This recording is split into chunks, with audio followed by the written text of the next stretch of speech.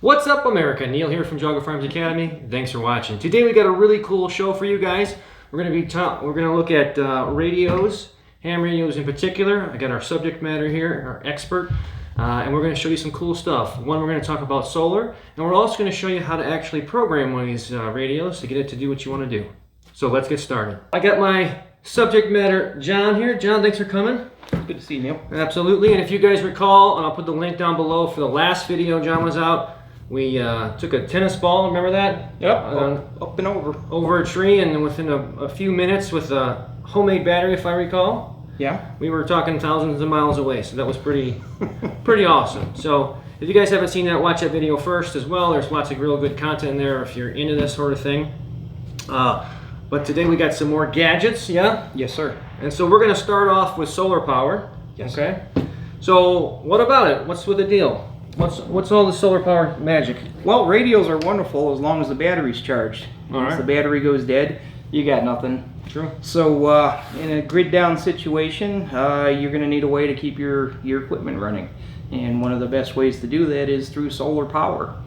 Basic solar panels, inverters, to get you 110 volts out of them, charge controllers to convert the solar panel voltage into the batteries, and then all the other little gadgets you can add to the system to make it usable. Now, a lot of people tell me that solar power is very expensive and hard to deal with. So what say you? You got to do your shopping. You got to Okay. do your homework. You can look around.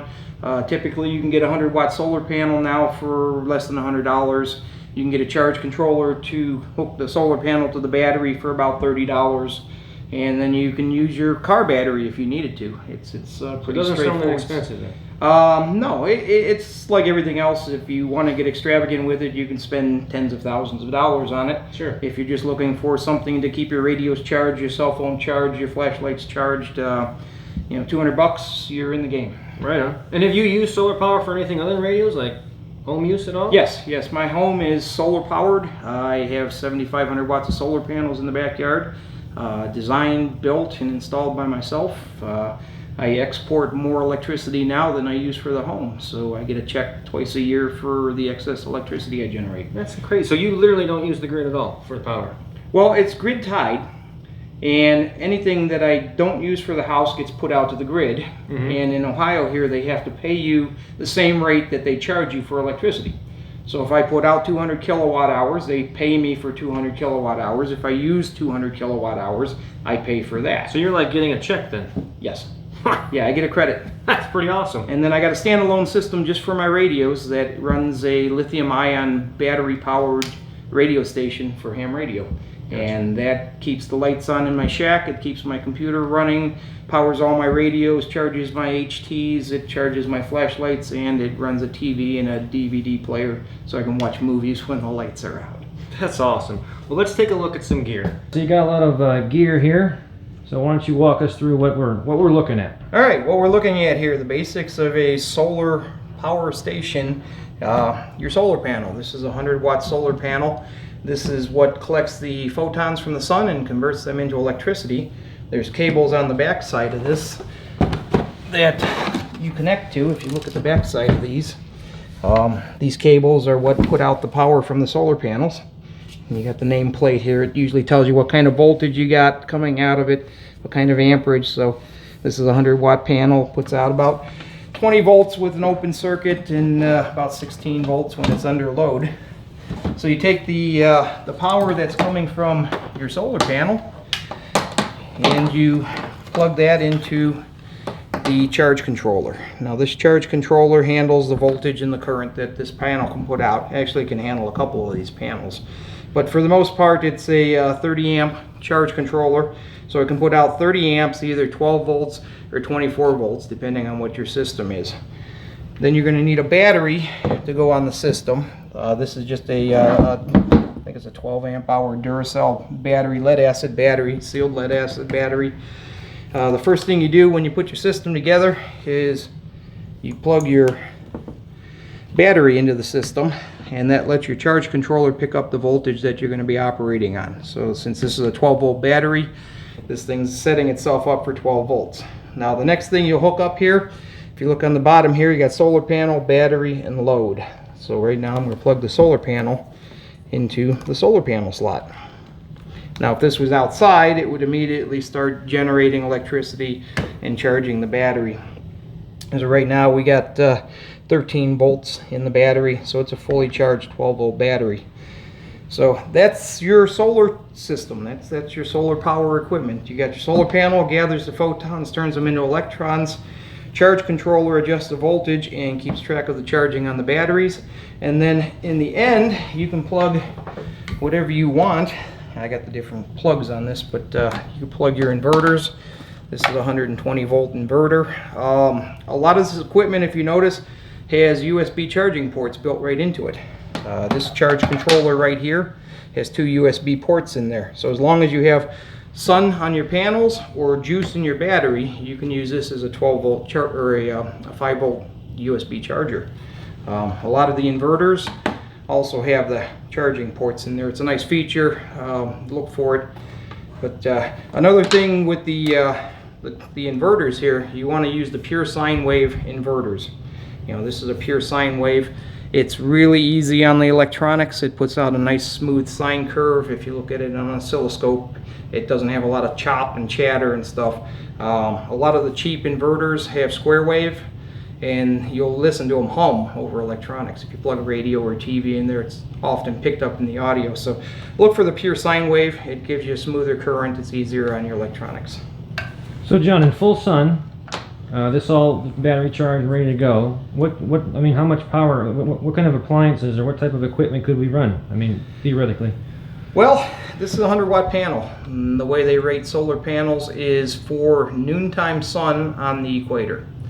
So if this was placed in noontime sun facing the sun on the equator, you can get 100 watts of power out of that. Since we live in a northern latitude, we don't get quite the amount of sun that they do on the equator, so you get less than 100 watts out of a 100-watt solar panel, usually. The charge controller. There's 2 types of charge controllers. There's pulse width modulation and maximum power point tracking. Pulse width modulation is the cheapest of them. That's what these are. But they're much less efficient. You're looking at 70% efficiency. So you got less than 100 watts coming off of here. On the best day, coming out of here, you're going to get about 70 watts of power into your battery. So what can you run on 70 watts? Yeah, small TV maybe, radio, stuff like that. What's the Baofeng radio? What is that? That's very low power. You could charge a whole gang of 20 of those off of what this thing puts out. Perfect. Really puts out. If you go to the maximum power point tracking charge controllers, those are a lot more efficient, and you can get 90%, 98% efficiency out of the unit. So you're going to get more power from your solar panels, but they're multiple times the cost of these things. So if you're just looking for something to get into solar power, get a 100-watt solar panel. You can find these for under $100 now. These $20, $30 for the pulse width modulation, and then any kind of 12-volt battery that you can put in the system, and you're up and running. Sometimes you'll have an application that requires voltages different than what you have in a 12-volt system, and they make gadgets that can correct the voltage for that. What I have right here is a home-built, it's called a buck converter, and it takes the 12-volt or better input on the one side, and you can control what the output voltage is. Say I got an application that requires 7.5 volts. I can go inside of this unit here, there's a little screw in there, I can adjust it down to 7.5 volts output. So anywhere between say 25 volts and 12 volt input, I can get my 7.5 volts. I use this a lot with the lithium ion batteries. One thing you'll notice with a lot of these inverters is that they only handle voltages up to 15.5 volts. Anything above that, the inverter shuts off.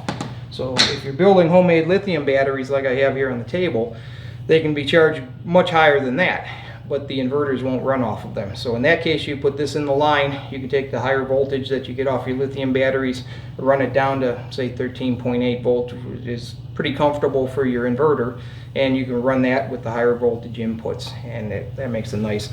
Other instances where you have applications that require more than your battery voltage, this is what they call a boost converter, and you can buy these on Amazon. I forget what they cost, But this will take lower voltages, and I think you can take this up to 36 volts. And it'll let you control the voltages, it'll let you control the maximum current that goes through the unit. And I actually use it as a battery charger for my higher voltage batteries. And you said that's available readily on Amazon? Or? Yeah. It's a boost converter. Look, it's a 20 amp boost converter, and I think everybody sells the same unit, so they all look like this. Got a little heat fin on the back. They got a little fan in there to cool them when they get too hot. You know, they're rated for 20 amps, but you probably, if you're going to run it 100% of the time, you want to stay below 15 amps. I'm not sure where these are made, but I doubt they're made here. So you got boost converters and buck converters. If you want to go up, use a boost converter. You want to go down, use a buck converter. So John, obviously these are designed to be out in the elements, so how durable is a solar panel like the one you have there? Well, these solar panels are typically rated for 1-inch hailstones, so they can take a pretty good beating. You can look on the internet, they got people parking trucks on top of them, you know, just to show how tough they are. So you don't really have to worry about the damage from the elements out there. Baseballs and dog toys tend to bounce right off of them. So you have, it looks like on almost all your equipment here, these types of connectors. Can you tell us about these?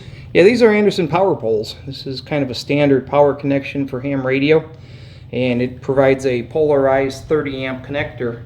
So you can't get them put together backwards. And what this allows us to do is to, if we're setting up, say, emergency communication system someplace, everybody uses the same connector, so you don't have to worry about bringing your radio system into theirs and not being able to plug it in anywhere, because everybody's using the Anderson power poles. And on a side note, if you did take all this equipment that we have here on the table, and it was some type of emergency, weather, whatever the case was, you could theoretically run for how long to have communications with your radios? Well, it's going to depend on two things. It's going to depend on if you're in the daylight and you have sunshine. If that's the case, this will run all day on just about any size battery. This is kind of a small battery for ham radio use. Okay. What, in combination with the solar input, you can run all day. I've done it for field day, and you just make contacts all day. Once you go into nighttime, it's going to be a function of how much battery capacity you have. And how long would a battery like that one you have here, how long would that last typically? Depends on how much you're talking. Radios in standby mode or listening only use a few watts, but when you key up, they can get into the 100-watt range. So that's quite a bit of power. If you're talking... Are we talking hours? Talking minutes? a few hours, Okay, yeah. right. Talking a few hours, and then your battery will be down. That's where the bigger battery capacities come in. You know, this is a homemade lithium battery that I have in my shack, and this is a 50 amp hour. Weighs less than this 12 amp hour, and this you can go for easily a day. We're going to get into the programming of radio, so what's the equipment that we need in order to do such a thing?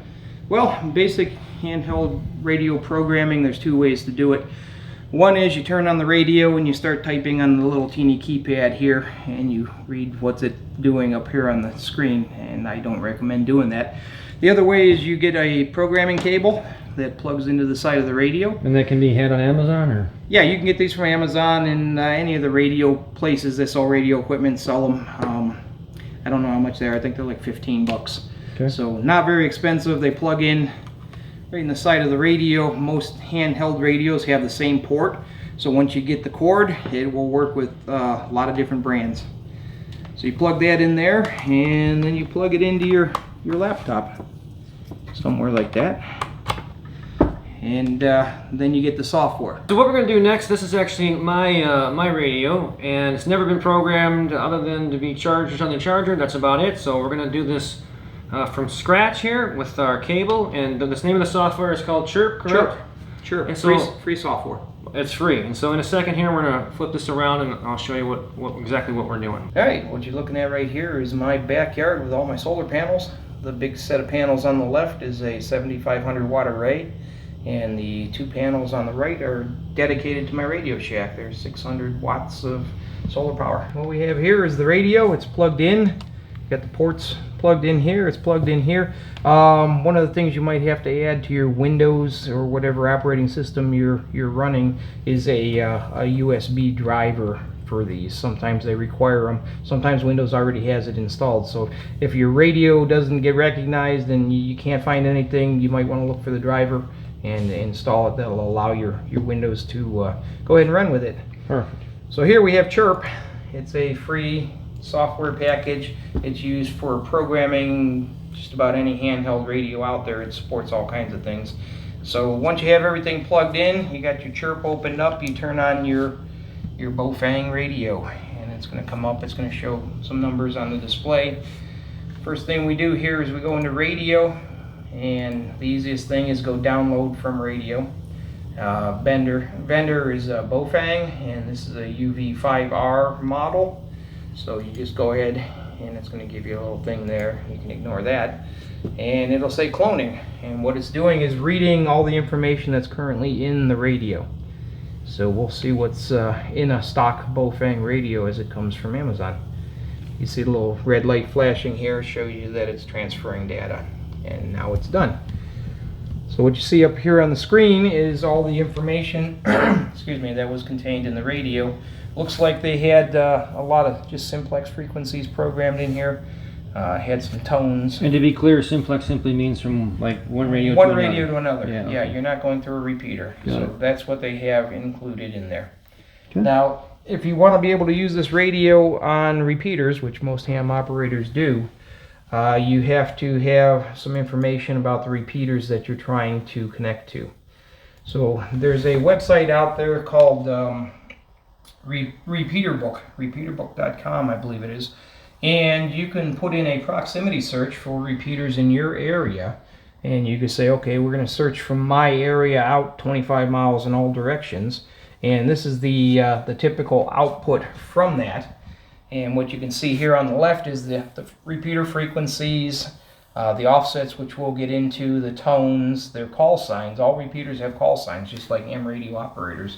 Their locations, and some of the other information, how far away, what direction they are, stuff like that, which we really don't need to program anything with that.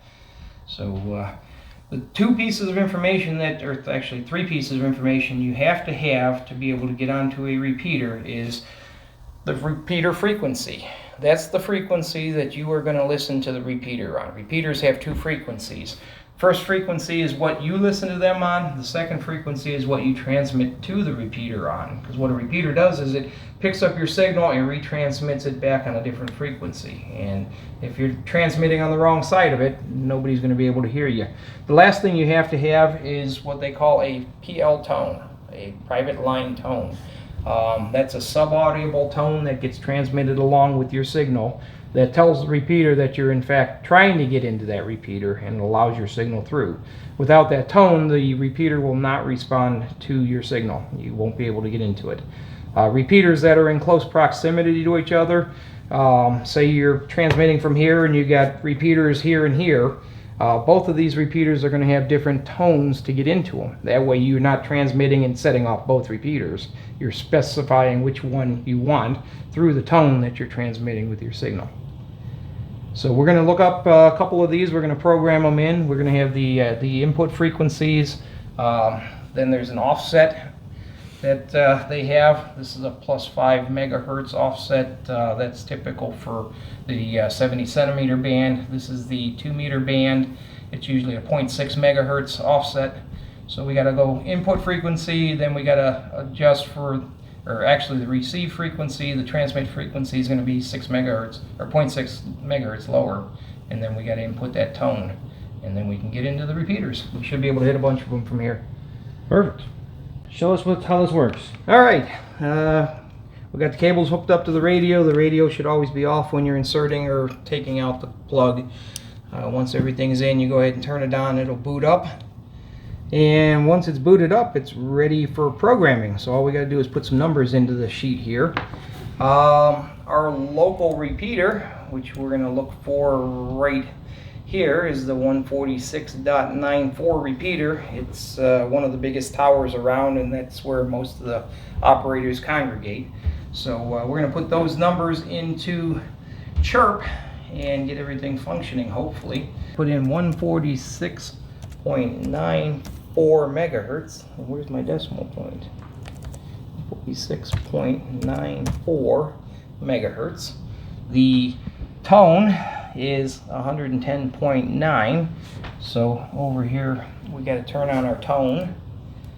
We're just going to use a straight up tone. We're going to set our frequency for 110.9. And then we're going to come over here. The last number we need to know is the repeater offset. 2 meters is typically 0.6 megahertz. And looking down here, our offset is negative 0.6 megahertz. So we got to put in negative 0.6. Okay, now given that, we have everything we need to get into a repeater. So we come up here and we say upload to radio. We'll make sure we're on the right COM port. We got our Baofeng, it's a UV5R, and we say OK. Now it's going to tell me it's cloning.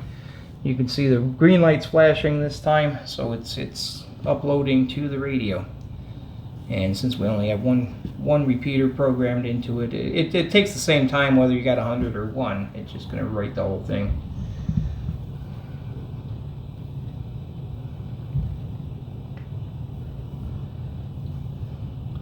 And there we go. You can see it's resetting right now. The top number here is our 146.94 repeater. And we know that works.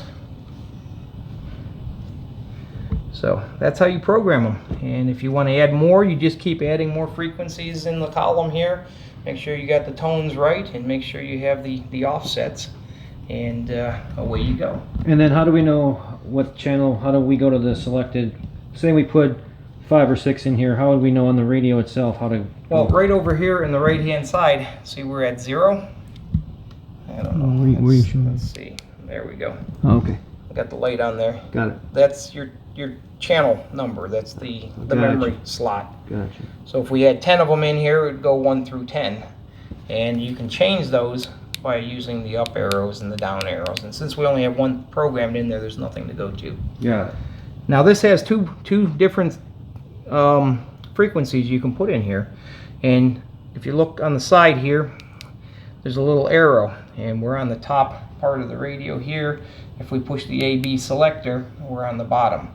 So you can actually have 2 different repeaters programmed in and operating at the same time, and you can select which one you're going to talk on with the A and B. It lets you choose. Interesting. All right, guys, so here's what ultimately happened here. We had this little guy programmed like you saw. The footage on that, it was... Listen, if people aren't on the radio, then there's nobody to talk to. So, but we did make contact. So basically, the end result is this radio got to a repeater tower, right? Yep. Proper language there, which is about 5 miles, give or take. Okay, just standing outside with this guy, nothing else. And then that repeater then transmitted that conversation right to about 30 miles. There was another person Yep. Out there with their radio, and so. It took about 3 minutes to set this up, and we were making contact. So, personally, I mean, I think this stuff is amazing. I mean, the fact that you can just do this in that amount of time. But so, repeater programming, you need the input frequency, the output frequency, and the tone, the squelch tone, or the PL tone for the repeater. Once you have that information, you can program it into the radio through Chirp, and then you go have fun. But remember, you got to have your ham radio license, at least a technician's level, to transmit on amateur frequency. And what's the best way to go about that? You can do self-study, or you can contact your local amateur radio club. You can usually find them on the internet, and a lot of them offer courses. Here in Geauga County, we offer free courses, we give free loaner books, and we do free examinations. So we make it easy. And you just so it doesn't even cost anything to take a test? No. Wow. Now the FCC has changed the rules, and now it's a $35 fee to get your ham license. Gotcha. But to take the test, no. Take the test. Most radio clubs don't charge anything. Some charge $15 for doing paperwork, which a lot of them are dropping that anyway. And for people who aren't local that are watching this, where on the web do they go to try to find out where they do testing? Is ARRL is the kind of the USA governing body for amateur radio, and on their website you can find local amateur radio clubs in your area, and a lot of them do their self-study, their taught courses, and their examinations. With COVID going around, it might be hit or miss. A lot of the stuff's been transferred to online testing for this, so you can sit at home in the comfort of your house with your video camera watching you and take the exam that way. So You just have to see what they're doing in your area. Cool. Well, John, I appreciate it. Thanks for taking the time with us, and we learned a lot. If you guys ever want to do some firearms training, come see these guys. I've taken all their classes. Always fun. Always learned a lot. Good instructors, nice people. I highly recommend them. Well, I appreciate that. And as always, remember, it's always better to be judged by 12 than carried by 6.